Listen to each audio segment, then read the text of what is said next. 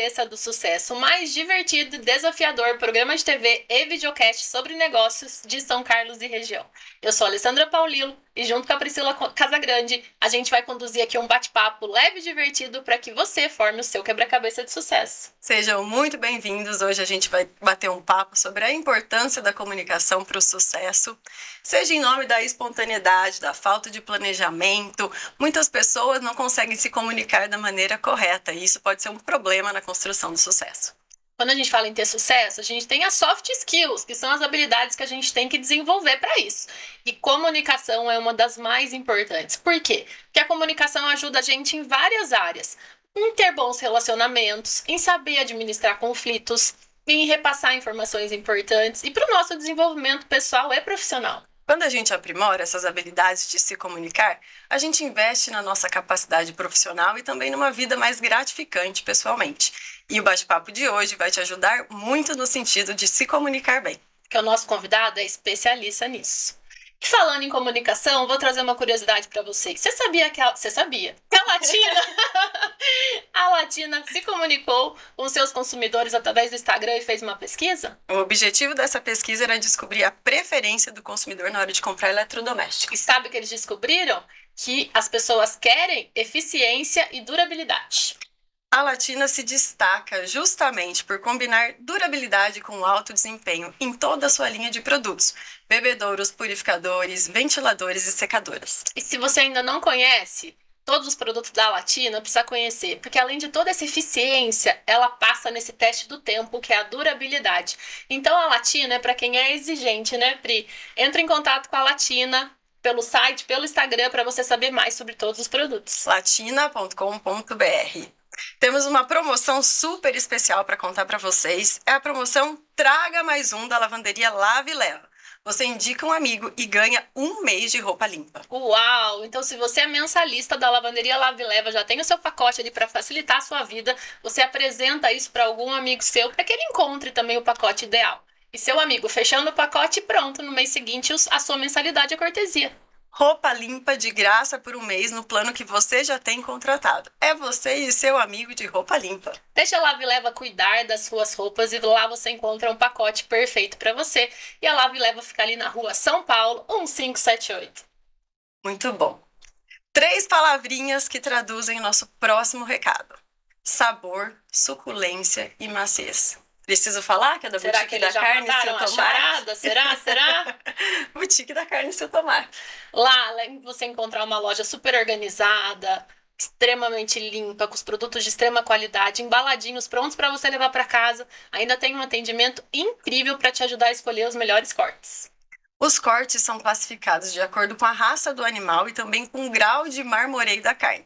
Então é normal, quando você vai até a Seu Tomate, encontrar algumas terminações como A, RA, linha ouro e também a diamante, que são cortes extremamente saborosos e surpreendem os paladares mais exigentes. Visite a loja e tenha essa experiência.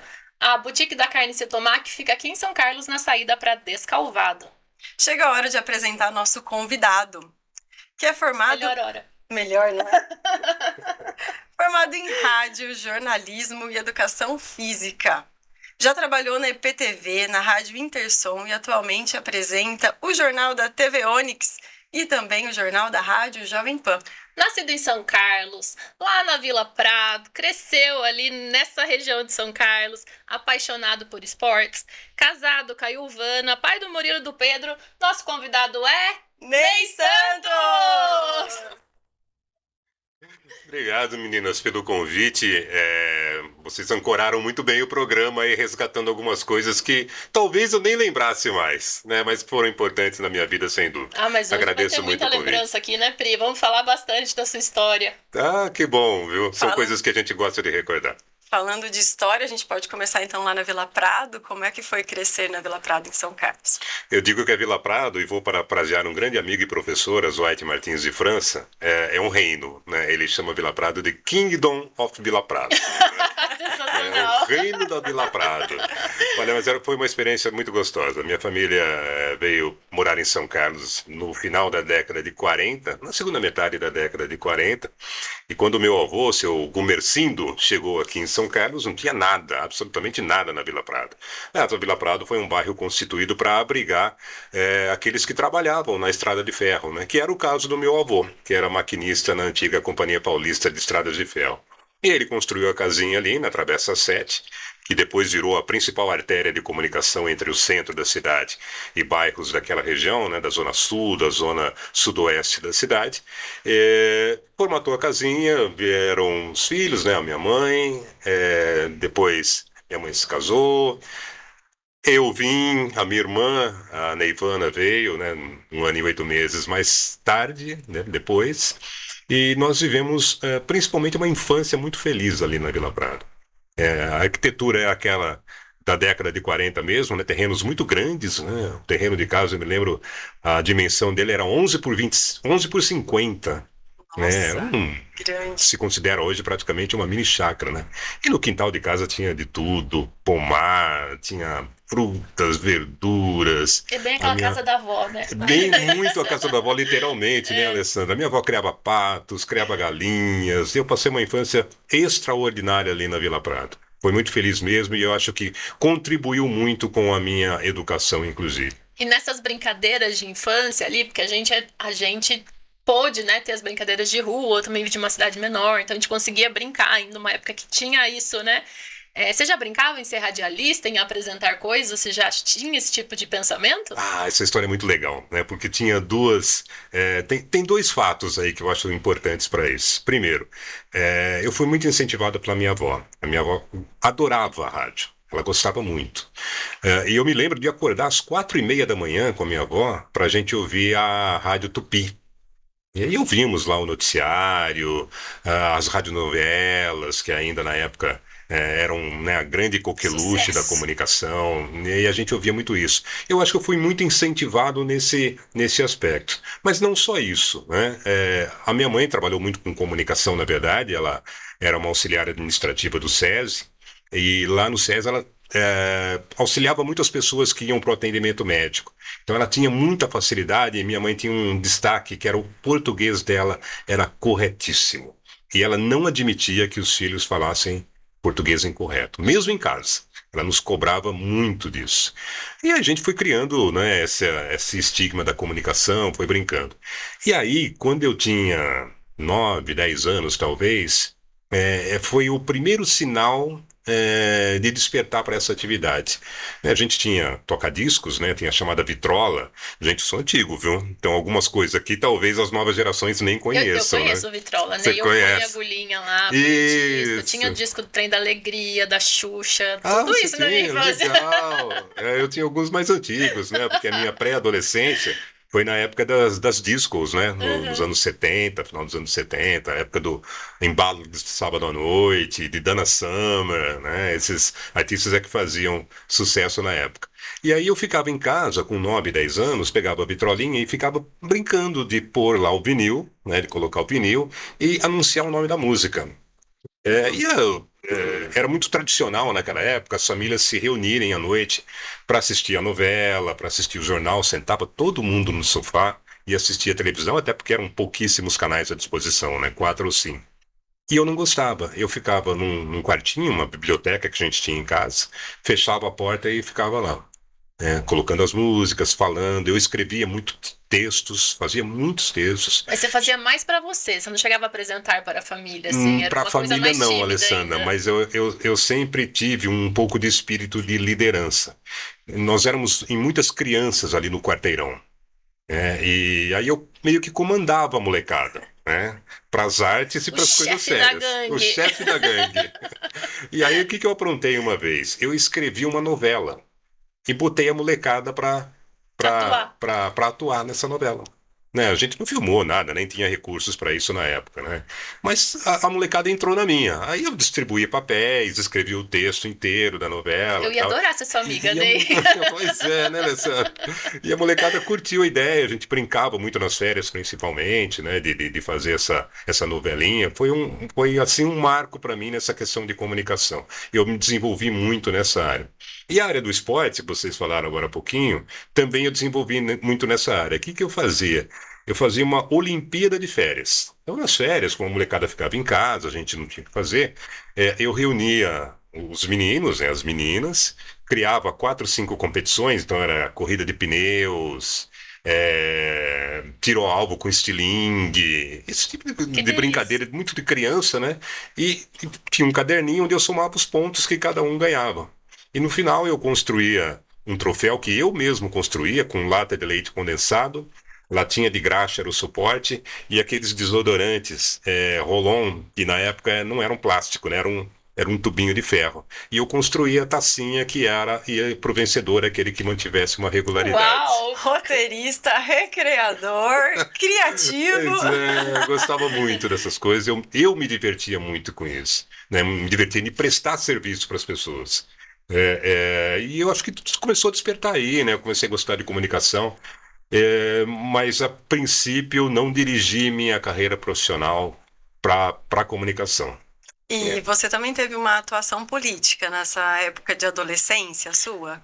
Tive sim. Eu montei uma chapa para concorrer ao Centro Cívico do Grêmio, não, Grêmio estudantil lá do Jesuíno de Arruda, né? Eu estudei no Jesuíno de Arruda da quinta série até o último ano do ensino médio e montamos uma chapa lá para participar da eleição. Perdi, viu? Tentei, Perdi. tentei. Perdi. Fiquei muito triste, mas foi legal ter participado. A gente também montou uma plataforma política. A gente montou uma estratégia de comunicação, inclusive, que a gente ia nas salas de aula propagar as nossas propostas, o que a gente tinha levantado de problemas na escola para tentar resolver.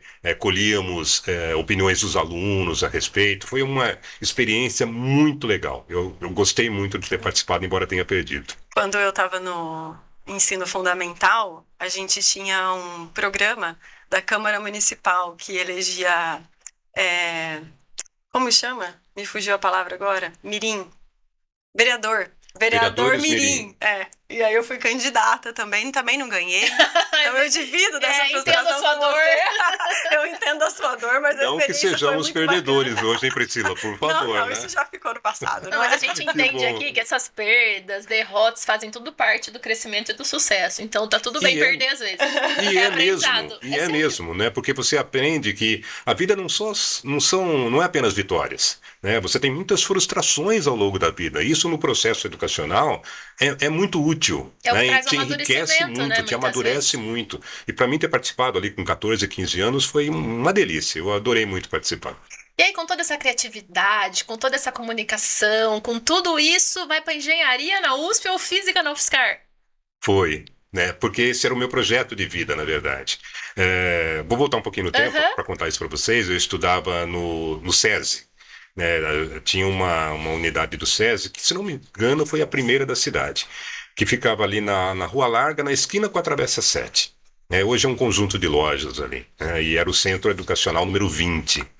Me lembro até do nome das minhas professoras, se você não se incomodar, gostaria de Imagina, falar aqui. claro. Dona Mir Quatroc, do primeiro ano, Dona Lair, do segundo ano, professora Maria José Blanco, no terceiro ano, e no último ano a professora Lúcia, né, que foram professoras assim maravilhosas, né, que eu adorei ter aula com elas, mas eu tinha um objetivo de vida. E quando chegou na quarta série, eu falei para o meu pai, pai, eu quero mudar de escola.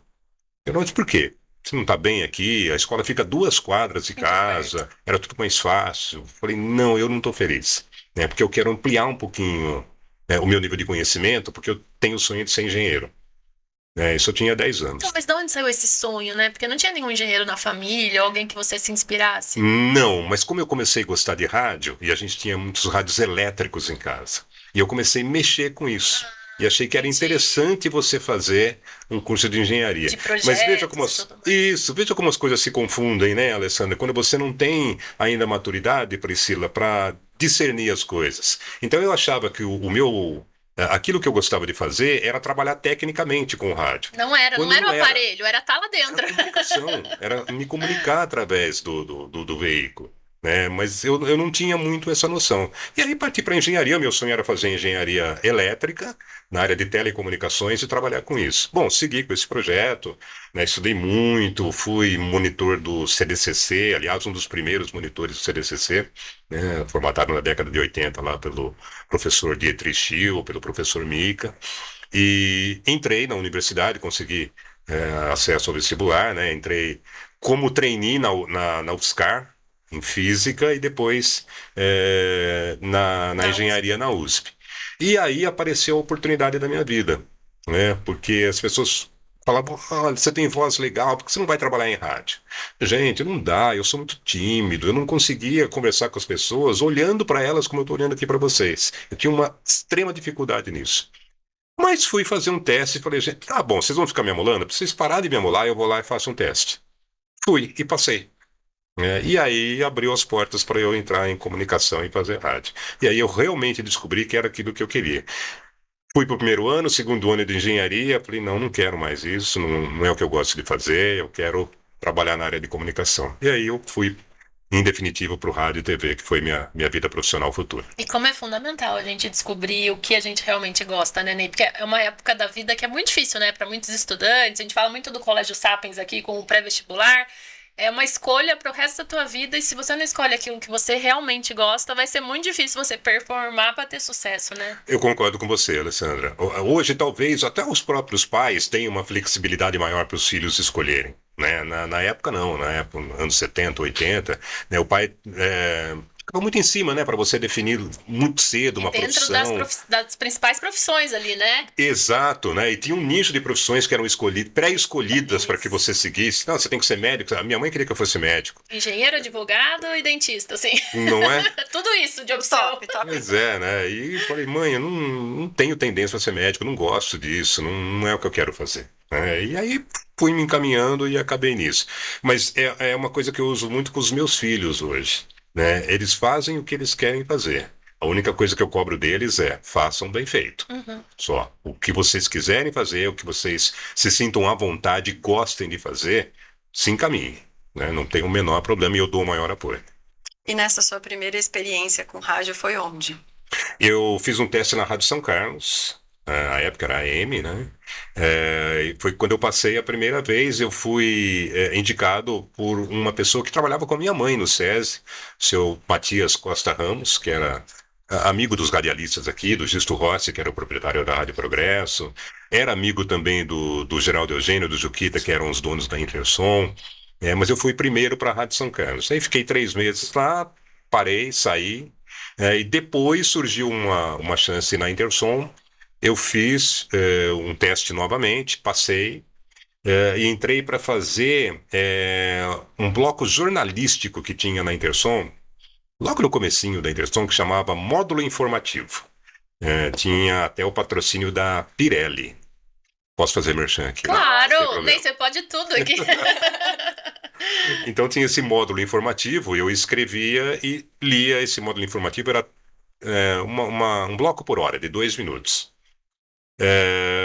E aí a rádio começou, eu já vou entrar na história da Intersom, né? A rádio perdeu alguns profissionais, que saíram, foram para outros centros e tal, e começou a abrir vaga no artístico.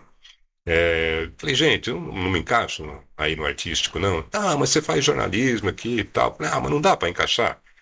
E aí, à época, o Sabá, né, que era o Wilson Sabadini, que era o coordenador artístico da rádio, falou, ó, quer fazer um teste?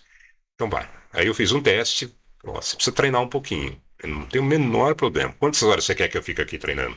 9, 10, 15? Eu fico. E aí fui treinando. Como que era esse treinamento?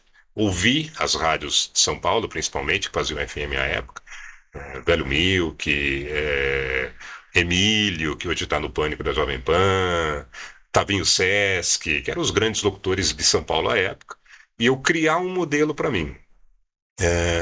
E aí eu fiz. Um belo dia, a rádio perdeu mais um profissional, não tinha quem cobrisse. Era uma sexta-feira, dia 9 de dezembro de 83. O Sabá chegou para mim e falou: Ó, segunda-feira você está no ar. Gente, quase morri, né? As pernas começaram a tremer, bambear. Tá? Falei, O meu tem estilo tá certeza? pronto, mas agora é a minha hora? Talvez não fosse, né, Priscila? Mas falei, não, vamos encarar. Vamos encarar. E o primeiro dia eu me lembro que eu gravei, fazia técnica de mim mesmo, né, gravado. E aí eu fui pegando o jeito, fui fazendo e acabou dando certo. Comecei no horário da noite, na Intersom, fazia das 8 à meia-noite. Um ano depois, acho que foi um ano depois, o Juquita falou, olha, vou te experimentar você de manhã, né, para fazer um horário, e foi quando entrou um grande amigo também patrocinando, que é o Walter Alteia, lá da Blow Up. E o Walter patrocinou, eu era o primeiro locutor homem, o primeiro locutor masculino a fazer na Intersom de manhã. Era Anterior a dominado mim, pela mulherada. era Maria do Rosário, e anterior ainda, me foge o nome agora, da outra locutora, que depois trabalhou na Rádio Bandeirantes, inclusive, mas saiu daqui. Bem, então eu fui patrocinado pelo Walter, né, pela Blow Up e tal, e a coisa acabou dando certo, eu fui evoluindo, e permaneci no horário. E um ano e meio depois, a gente inaugurou o Jornal da Intersom. E aí E foi começou um minha marco, carreira né, no Ney? jornalismo. Foi um Foi, marco para Alessandra, todo mundo. foi. E essa semana, inclusive, eu fui perguntado sobre isso, e eu acho muito legal, até para a gente falar sobre a abertura que vocês fizeram, né, da questão da comunicação no empreendedorismo. Porque quando você lança um produto no veículo de comunicação, você não deixa de empreender. Você Sim. está fazendo uma aposta, né, para Uhum. tentar comercializar e vender aquilo depois. Então, na essência, é um empreendedorismo. E a proposta deles para o jornal foi muito inovadora. A gente tinha um contexto cultural da época que era muito convidativo para isso, né? 85, 86, época de efervescência política, direta já que tinham acabado, né, o movimento tinha acabado de acontecer, a abertura democrática, a gente tinha lá os grupinhos de rock, né, Barão Vermelho, Paralamas, Kid de Abelha, que falavam muito disso, né, dessa nova tendência das pessoas, né, política, econômica. Então a gente imaginou o seguinte: se a gente lançar um produto com uma linguagem diferente, será que a gente não se dá bem? Talvez sim. E aí o Geraldo Eugênio, né, que é o irmão do Juquita, do Gerson, teve essa ideia de me colocar porque eu era uma voz jovem, entre aspas, né? Não era dos tradicionais, dos grandes locutores que a gente tinha aqui que já faziam jornal de rádio. Você representava, né? Esses jovens que estavam falando sobre esse tema. Sim, de certa forma sim, Priscila. Até porque eu vinha de um programa de entretenimento, né? Eu fazia locução, anunciando música, desanunciando música, essas coisas, e ia, então, trazer esse público jovem com uma nova linguagem, uma nova roupagem para o jornal. Deu muito certo, né? A gente tinha uma equipe fantástica também, né? Luiz Lupe, Eduardo Moreira, a Selma que ficava no suporte, o Rui Sereda que veio depois, né? Montamos uma equipe maravilhosa e o jornal deu muito certo. E 5 anos depois, 5 anos depois, também enxergando uma outra oportunidade, que, olha, a gente está dando notícia. Mas que tal se a gente comentar essas notícias? Porque depois daquele boom da abertura democrática, as pessoas começaram a ficar mais interrogativas, Uhum. a questionar mais, né, a sociedade e tudo o que acontecia. Então vamos nos aliar a ela, vamos colocar opinião no negócio. E aí surgiu o Intersom Debates. Aí foi o sucesso que vocês já conhecem. E também teve a sua atuação como professor, o início dela, em que momento? Sim, sim, sim. Eu tive uma experiência pedagógica, né, que ocorreu quando eu fui para ser monitor do CDCC. Gente, eu era bom de física. Aliás, eu era muito bom de física e matemática, né, e adorava essas duas matérias. Eu também, Ney. Você também? Também. Por isso que eu fui para engenharia também. É isso que eu ia falar. Acho que Você é entendeu, né? engenheira, né? É uma mistura de nós duas, né? Tem tudo a ver com ele. tem metade da Alessandra e metade da Priscila, porque ele tem o racional e tem toda a parte de humanas, criatividade, tudo Mas me junto. permita aqui um parêntese. A Alessandra, né, mostrou que ela é engenheira na prática. Eu não. né? Eu sou engenheiro da teoria. Né? No programa do Ferreira, No nos programa do copos. Ferreira, ela conseguiu montar os copinhos. Eu não consegui. Então ela é engenheira da prática. Eu sou engenheiro da teoria. Mas aí, como eu tinha. E depois eu fui para a CDCC para fazer monitor lá, né? Antigamente era Coordenadoria de Divulgação Científica e Cultural, hoje é Centro de Divulgação Científica e Cultural. E eu dava aula, né? Dava o pessoal que tinha dificuldade na escola, tal, a gente dava aula. Tive uma experiência até antes disso, porque quando a gente estava treinando para o vestibular, um dos nossos professores, que brilhante professor, hoje dá nome a uma escola, por sinal, faleceu infelizmente, professor João Batista Gasparim, que era um excelente professor de matemática, nos convidou para fazer o seguinte: olha, vocês querem treinar para o vestibular? Nós queremos. Uma turma nossa. Então, tem um pessoal do primeiro do ensino médio que está com dificuldade de matemática. Vocês não querem vir à noite aqui dar uma aula para esse pessoal? Para já, para já. Então a gente montava as aulas, estudava para isso também. Isso nos ajudou muito no vestibular. E a gente dava aula, a gente estava no terceiro do ensino médio e colaborávamos com o pessoal do primeiro do E ensino era o que médio. você falou, uma forma de estudar, porque toda vez que a gente ensina alguém, a gente aprende em dobro, né? Exatamente, e a gente tinha que preparar a aula, né, Aham. Alessandra? Não dava para chegar lá do nada e ficar falando coisa para meninada lá. Então eu ganhei essa experiência pedagógica. E na década de 90, o Senac me convidou para fazer parte lá do curso de radialista, que eu tinha feito 9 anos antes, em 84, na primeira turma, inclusive, do curso de radialista. Conhecia já a estrutura do Senac e eu embarquei nessa nova aventura aí de dar aula. Maravilhoso, achei espetacular. né? Tenho orgulho de dizer que a gente tem grandes amigos, né, pessoas que se formaram comigo lá, inclusive, que estão no mercado hoje. Então foi uma experiência muito rica para mim. Eu trabalhei 20 anos no Senac como professor, não seguidamente, mas 20 anos. A gente reestruturou o curso no final, no começo da época da década de 2000, acho, se não me falha a memória. Fizemos um outro formato para o curso. Então, assim, pedagogicamente foi muito legal. E eu gosto muito da aula. Eu vou aproveitar uma deixa. Você viu que ele falou assim, Eita. 84, 86, 88, 89. É dessa época que eu quero falar, porque a gente traz uma novidade para vocês. Uma empresa que chega hoje aqui no Quebra-Cabeça de Sucesso para ser nosso parceiro e que a gente está se sentindo muito honrado.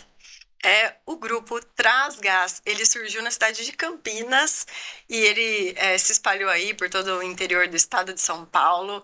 Ele tem unidades em São Carlos e em Araraquara, sob o comando da Cristiane Castanho. E é uma empresa de 1986. Olha que legal. E aí a Trasgás oferece, gente, o gás liquefeito de petróleo, o GLP, o tradicional gás de cozinha. É uma fonte energética limpa, não poluente, que atende às necessidades de todos, seja residência, comércio ou indústria. E aí eles oferecem vários pontos, como a Pri falou, em Araraquara, em São Carlos, em Sumaré, em Campinas, em Piracicaba, para melhor atendê-los, para trazer conforto e segurança para você e toda a sua família. Então entre em contato com eles no @trasgassãocarlos para você ter acesso aqui às lojas de São Carlos. Novidade contada. Novidade Sejam contada, não muito aguentei bem-vindos. me segurar. Odeio! A gente tá falando de 86, 89 chega a IPTV em São Carlos. Como 89 que você chega a foi IPTV. pra IPTV? Pois é, quando o pessoal da IPTV decidiu montar aqui, eles foram buscar profissionais de rádio para atuar nas áreas operacionais.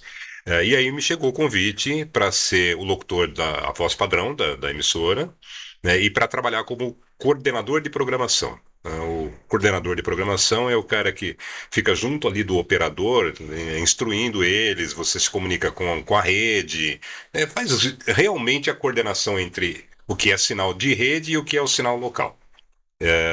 E aí eu recebi o convite, aceitei e tal, e fomos trabalhar na IPTV.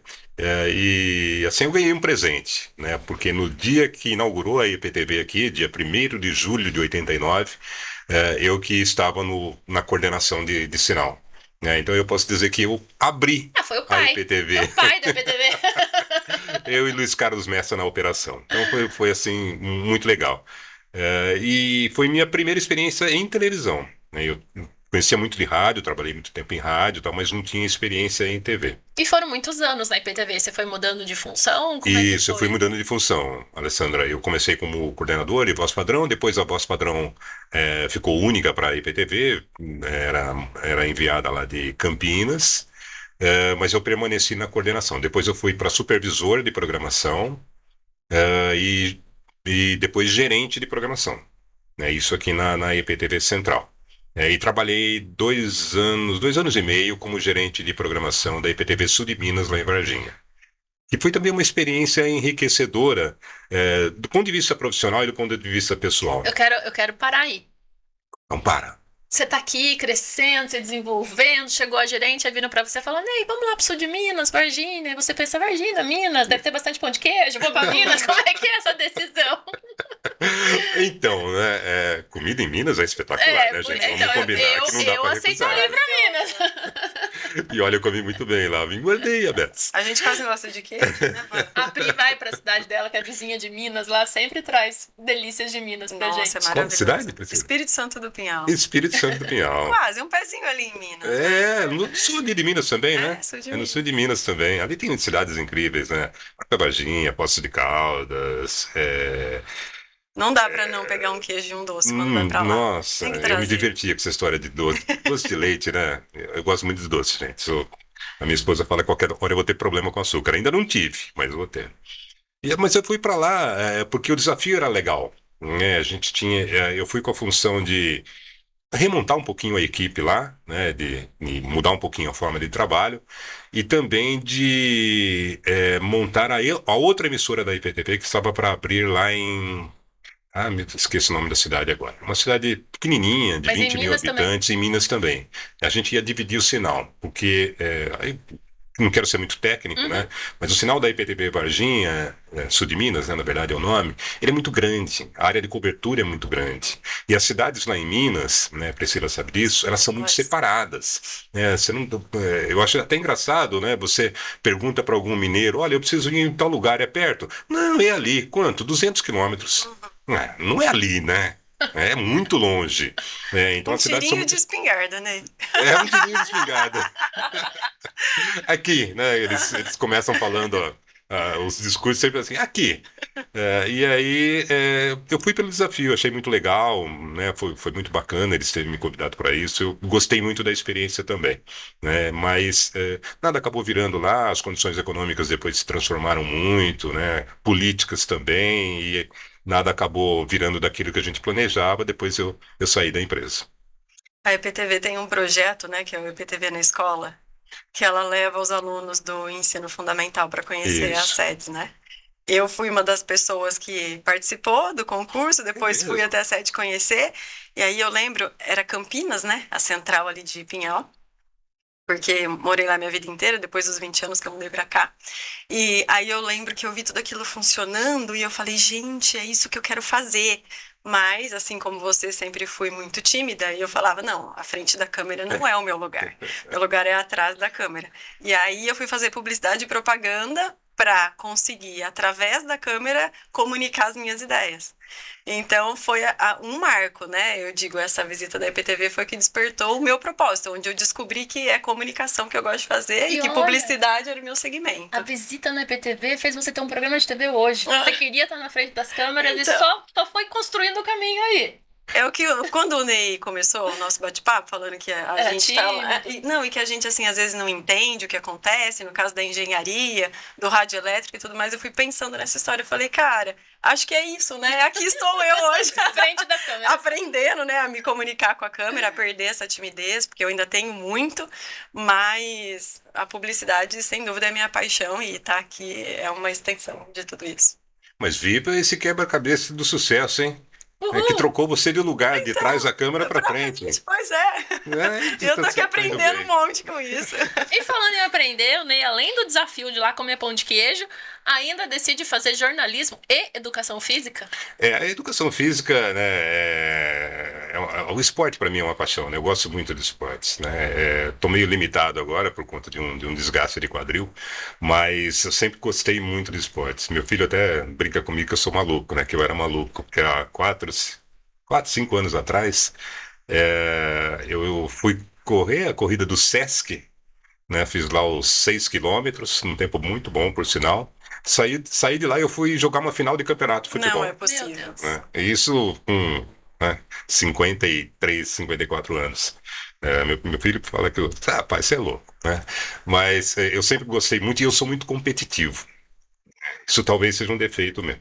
Mas quando você Mas faz a faculdade de educação física, é com algum intuito de dar aula, a de minha trabalhar no setor? intenção era ser um jornalista especializado em esportes, né? Eu gostaria muito de trabalhar com um programa de esportes. Acabei trabalhando depois, eu posso até contar essa história um pouquinho mais para frente para vocês.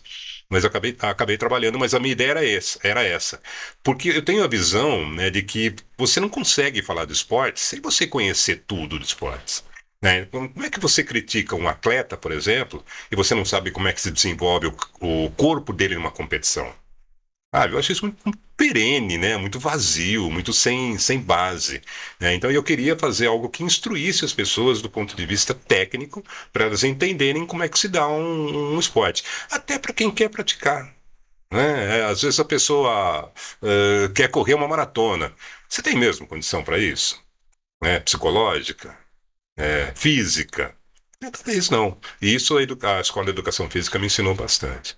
O jornalismo é porque, né, foi uma Fazia exigência parte. profissional, né? Eu estava na área, tinha que me qualificar na área e acabei fazendo o curso. E o esporte é uma coisa viciante. Você não consegue mais parar de fazer, né? Depois que você cria esse hábito. Eu não consigo, Priscila. Eu faço academia até hoje, né? Com regularidade, limitado hoje por conta, né, esse desgaste de quadril, mas continuo fazendo e não consigo parar. Eu fiquei 2, 3 semanas sem ir na academia, já estava estressado com isso. Entediado. Entediado. Exatamente. Ney, e quais são as características de um bom comunicador? É difícil falar, Priscila, de uma característica única, eu acho. Eu dizia isso muito para os meus alunos lá no curso do Senac. Por quê? Porque eu acho que você tem N formas, N meios para se comunicar. Isso está ampliado muito hoje, quando você tem redes sociais, né, tecnologia abundante para você se comunicar. Então, o leque de opções se ampliou muito. E cada profissional, eu acho que ele tem que servir como uma luva para aquilo que ele está utilizando como meio de comunicação. Né? Se a gente falar, tem algumas coisas que são básicas, né? Uma boa linguagem, né? Você não ser tão tímido quanto nós éramos, né, Priscila? Isso ajuda bastante. Mas você ter conceitos de comunicação para entender como você quer se comunicar, de que forma, para quem. Não é? Isso tudo são coisas muito importantes que você deve lembrar. Eu digo sempre que a primeira coisa que a gente aprende num curso de comunicação, né, é o famoso paradigma da comunicação, né? Emissor, mensagem, receptor. Né? De que forma a sua mensagem está saindo para chegar bem no seu receptor? Isso que eu acho que você deve ter em mente. E aí, instrumentos para você trabalhar isso, tem N hoje, né? Infinitos instrumentos para você trabalhar. Acho que depende muito mais, né, de um entendimento do que você quer fazer do que propriamente da característica da pessoa. Em liderança também. Isso funciona demais. A gente comprova quando a gente se comunica bem para aqueles que a gente lidera, o resultado no final ele é positivo, e quando a gente não se comunica bem, o final ele nunca chega redondo como deveria. Nunca chega do exatamente, né? Porque a comunicação ele é um processo que depende de liderança, né? Se você não conduzir o processo de comunicação como um todo, você acaba se perdendo, a sua mensagem se perde. Então eu vejo liderança sim é um fator primordial que as pessoas têm que ter ou adquirir ao longo da vida para trabalhar bem com comunicação. E comunicação é um desafio, né? Principalmente para quem é muito prático, que é o meu caso. Então eu tenho no policial, às vezes eu até faço isso com a Bri, eu faço com marido, filho, né? Traz margarina. Tipo, oi, tá tudo bem aí? Bom dia! Pri, você mandou a pauta? Bom dia, Lê, tudo bem? Eu falo, ai, meu Deus. E é um cuidado, porque a gente passa por grossa, por pessoa até mal educada, mas é a tua praticidade de querer a solução, né? Então a gente tem que se policiar muito, né? E em compensação tem outro lado, né? Aquelas pessoas que ficam, bom dia, tudo bem? Vai chover hoje? Você vai, desenvolve, o que você quer, né? Então é esse equilíbrio que a gente tem que encontrar na comunicação, né? Para que ela realmente seja efetiva, que você tenha resultado, mas sem perder o tempo da outra pessoa e sem ser grosseiro ou rápido demais na mensagem. Mas aí, e sem querer defendê-la, viu? Por Obrigada, favor, mas Ney, já, vai, me mas já defende, Ney, me defendendo, ajuda, Ney, que agora ficou feio. são as diversas formas de comunicação. Como a gente tem uma interatividade, a Priscila também por trabalhar na agência, né, por ter agência, a gente lida com situações que às vezes elas te ensinam que de vez em quando você precisa ter um pouquinho mais de paciência, né?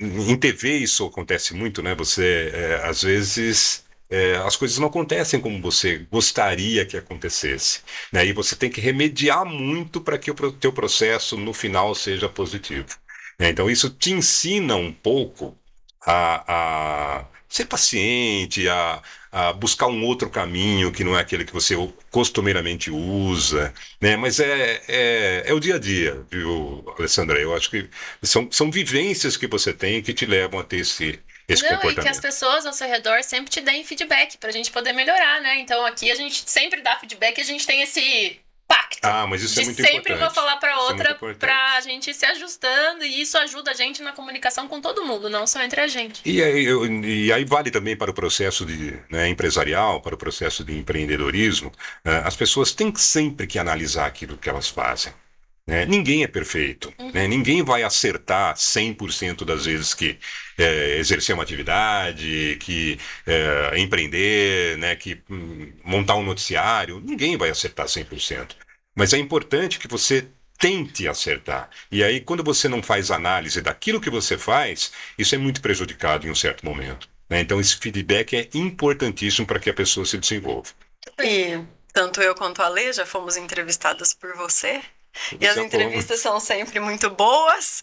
Tem segredo para uma boa entrevista? conhecer o assunto. O primeiro a gente já abordou, né? É conhecer para quem você quer levar aquela mensagem, para quem é aquela entrevista que você vai fazer. Tem formas e formas de você entrevistar as pessoas? Sim, tem formas e formas. Vamos imaginar que eu vou entrevistar a Alessandra novamente, né? Nós vamos falar o que da Alessandra? Definir a pauta, né? Como a gente diz no jornalismo, a angulação o mais fechada possível, né? Para que você tenha muita certeza do que você vai abordar e certeza que a pessoa vai te responder aquilo que a tua audiência quer ouvir, né? Então, se nós vamos falar sobre abacaxi, nós temos que falar sobre abacaxi, né? Não adianta eu falar sobre a laranja. Ah, mas é fruta também, ok, mas não é o que está em pauta naquele momento, né? Então, você conhecer o assunto e tentar fechar o máximo possível a tua angulação, né? Sem prejuízo da informação com qualidade, me parece ser o segredo para uma boa entrevista. Uma característica do Ney que me chama muita atenção como entrevistada é a sua escuta ativa. Porque por mais que você tenha essa pauta fechada, angulada, que você sabe onde você quer chegar, você vai na nossa resposta com a próxima pergunta. Eu falo, caraca, ele não tá na cabeça dele. Porque assim, a gente que tá começando, você tá respondendo e a gente tá pensando o que a gente vai perguntar daqui a pouco, não é? O cérebro tá lá na frente já, porque a gente não tem essa experiência, essa segurança que você já tem. Uhum. Você não, eu respondo, você faz uma segunda pergunta em cima do que eu respondi. Então é impressionante como você tá focado e a tua escuta é ativa. Já dei várias entrevistas, mas é mais um roteiro que a pessoa quer chegar onde ela quer chegar e tá tudo bem.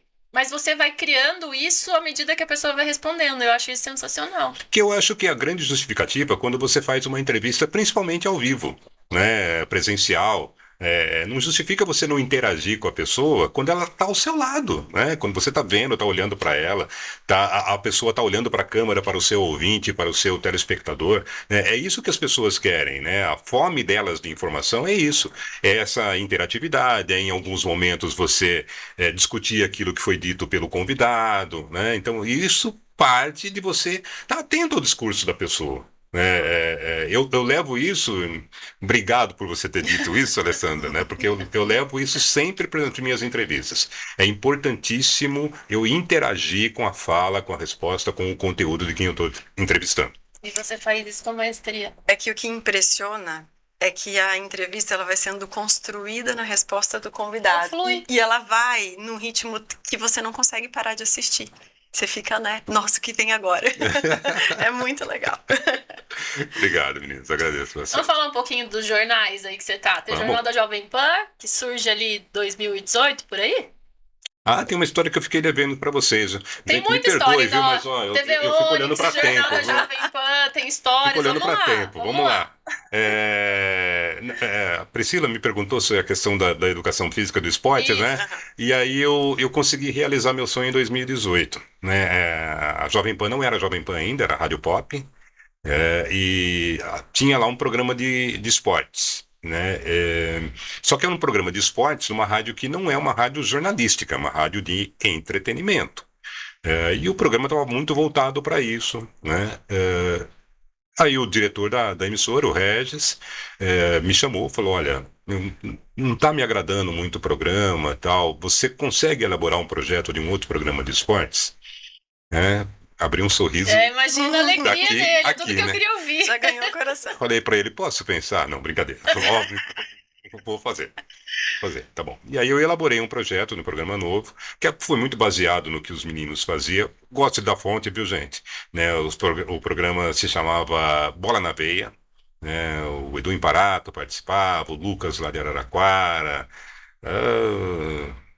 o Zé e o Danilo aqui de São Carlos, né, que participavam do programa.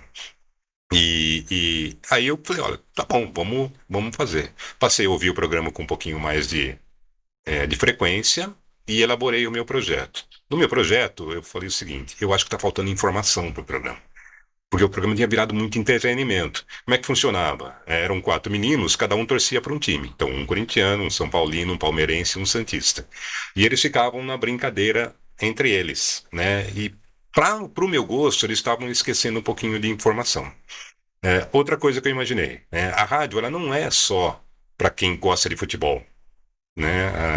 A Pop, na época, era uma rádio muito jovenzinha, né? Muito entretenimento e tal. Falei, gente, essa galera não curte só futebol, essa galera curte basquete, essa galera curte rugby. E aí eu comecei a trazer para o programa, depois de formatado e no ar, mais informação e uma variedade de esportes infinita. A gente não tinha uma pauta fixa para o futebol. Tudo bem, todo programa a gente falava de futebol. Que porque é o esporte mais carro-chefe. adianta. Não tem jeito de você não falar.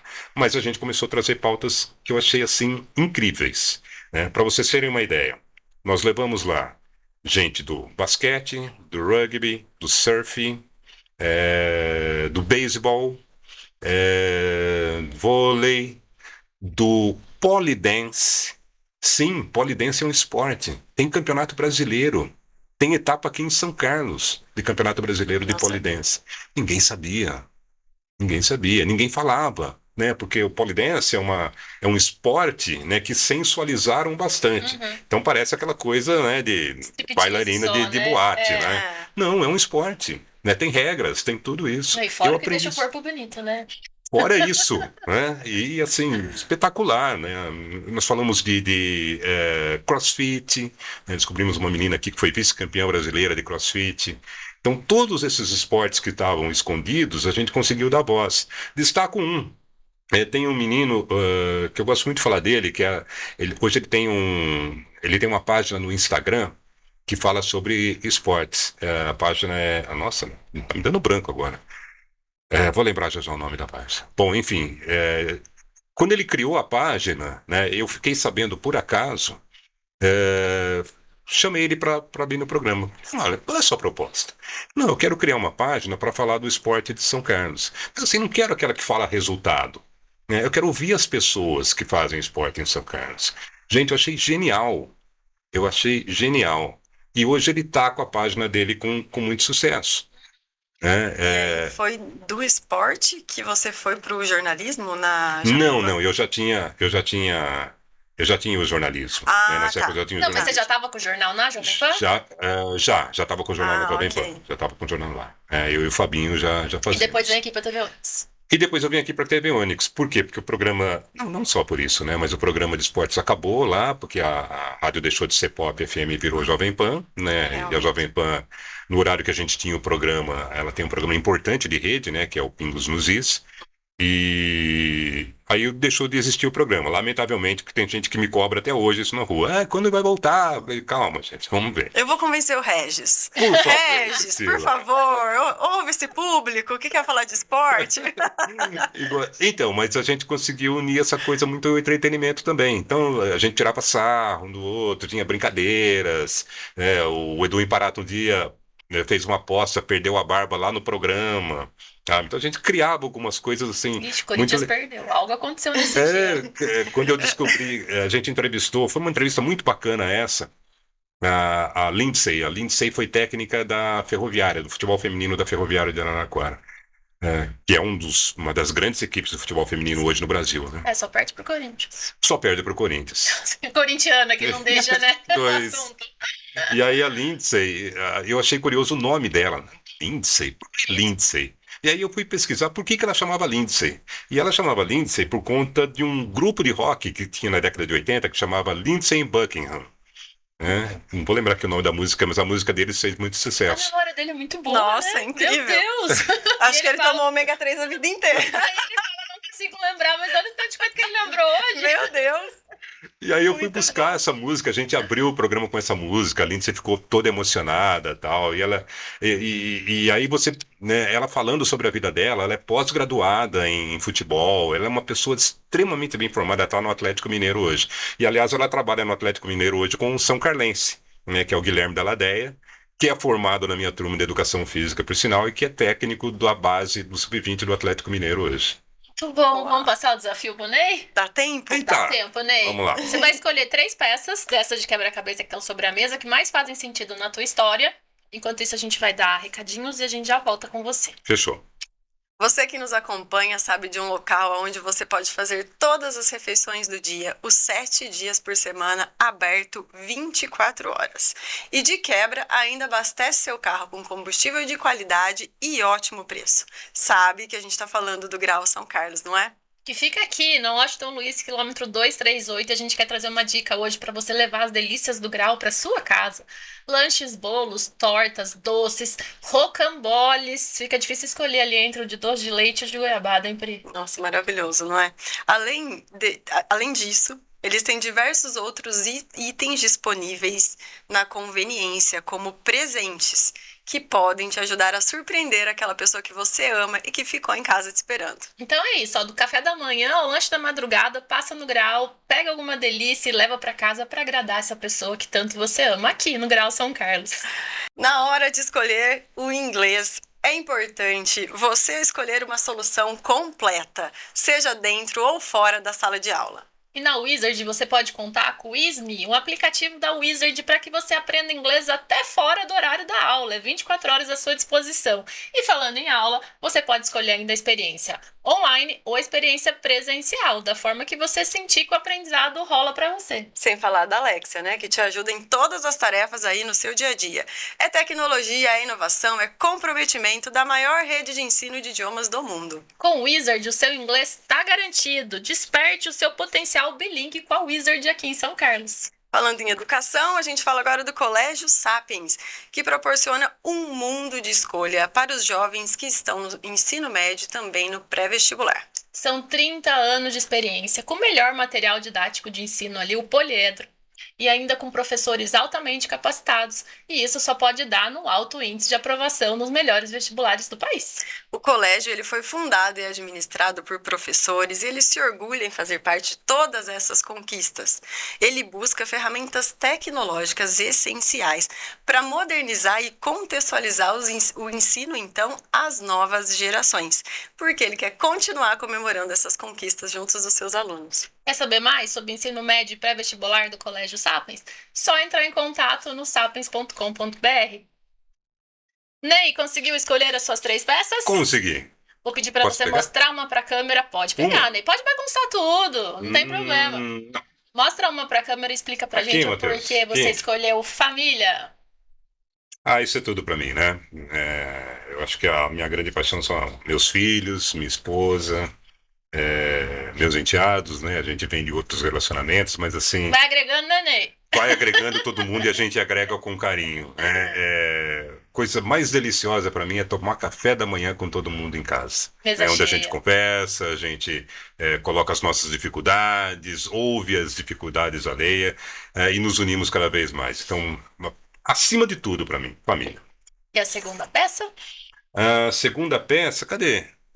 Perdi. Esse aqui, Estudo. Estudo. também, ó, foi pra não engenharia dá, né? física, jornalismo, educação física, Mas eu rádio. acredito- e todo mundo em casa é meio pedagogo, né? A minha esposa é professora da rede municipal, né? O meu enteado, ele dá aula também de futebol na Multisport. O meu filho Pedro está dando aula de basquete agora na escola do Meneghelli. E o Murilo está se encaminhando aí, por enquanto, na carreira esportiva também no futebol. Mas se você estudar, aquilo que a gente já falou, inclusive, aqui no programa, né? Se você conhecer aquilo que você está fazendo, seja do ponto de vista pessoal, do ponto de vista profissional, a chance de você ter insucessos quando você não estuda é muito grande. Então, eu acho que estudo é quase tudo na vida da gente. Tem mais um? Sim, mais uma. Ai, cadê? Perdi. Aqui. Credibilidade. Credibilidade. Você não interage com o mundo se você não tiver credibilidade, se as pessoas não acreditarem em você, se você não agir com ética, se você não levar as pessoas, né, da mesma forma como você gostaria de ser levado.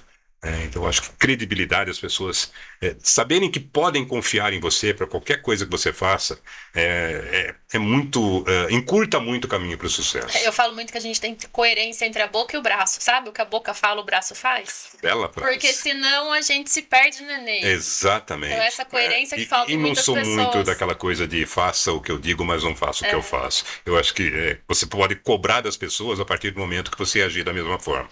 E aí as pessoas têm que acreditar em você. Eu acho que a gente tem tempo para uma última pergunta. Temos, claro. Aquele momento fofoca, assim. Sou corintiano. Ney Santos, isso a gente já sabe. Ô, Ney, você apresenta vários programas ao vivo, tanto na rádio quanto na TV e tal. A gente queria saber perrengues que você já passou ao vivo. Perrengue que eu já passei ao vivo?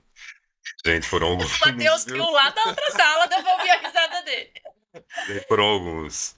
Eu vou destacar um que eu achei, assim, bastante curioso, né, pela forma como se deu. Isso foi em 1996, eu trabalhava na Intersom e eu entrevistei Amado Batista.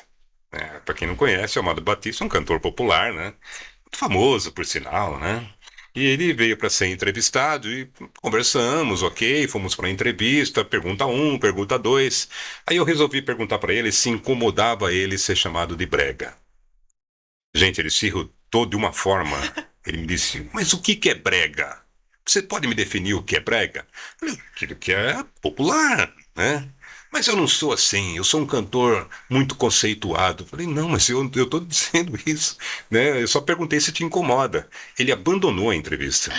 Ele saiu, foi embora, né? Eu fiquei meio sem saber o que fazer e tal. Falei, vamos aos comerciais e tal, para eu conseguir me reequilibrar e entender da sequência ao programa. Como dar sequência ao programa. Tá bom pra vocês? Acho que esse foi um perrengue bom, né, Pri? Meu Deus! Ney, a gente quer te agradecer, o programa já tá encerrando, foi um prazer, Uma viu? pena, Que bate-papo viu? gostoso. Gente, adoro bater papo. Sempre que precisarem, estou à disposição. Assim que puderem, me convidem, que eu estou sempre às ordens de vocês. Que delícia. E agradecer a você também, que está aqui com a gente, acompanhando. Lembra de seguir lá nas redes sociais, @quebra-cabeça do sucesso. E a gente se vê na próxima peça desse nosso quebra-cabeça.